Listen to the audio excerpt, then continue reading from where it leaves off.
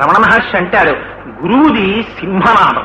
గురువు ఒక్కసారి నోరు విప్పి మాట్లాడాడనుకోండి, వెంటనే అప్పటి వరకు ఉన్నటువంటి అజ్ఞానం వెనక్కి తిరిగి పారిపోతుంది. సింహం ఒక్కసారి అరణ్యంలో లేచి గర్జించింది అనుకోండి, మిగిలిన జంతువులన్నీ పారిపోతాయి సింహగర్జన వినేసరికి. గురువు ఒక్కసారి పీఠం మీద కూర్చుని ఆత్మబోధ చేశాడనుకోండి, అప్పటి వరకు ఉన్న అజ్ఞానం పటాపంచలైపోతుంది. భిజ్యతే హృదయ గ్రంథి ఛింద్యంతే సర్వసంశయా క్షీయంతే చాస్యకర్మాణి తస్మిన్ దృష్టే పరావరే. ఆ గురువుకి ఇది ఉండాలని కోరిక ఏమీ ఉండదు. తాను శరీరము కాదు, తను కేవలం ఆత్మ. ఆ గోడ మీద చూడండి రమణుల్ని, వారికి ఏమిటి, వారికి ఏం అక్కర్లేదు. ఆ గోచి కూడా ఆయన ఎందుకు పెట్టుకున్నారు? బాగున్నది మహాప్రభో పెట్టుకోండి శిష్యులు అంటే పెట్టుకున్నారు, లేకపోతే ఆయనకి ఆ గోచి కూడా అక్కర్లేదు. అసలు శరీరమే నేను కాదు. ఇంకా ఆ భావనతో ఉన్నవాడిని మీరు కొడతారా, తిడతారా, కోస్తారా, ఏం చేస్తారు? ఏం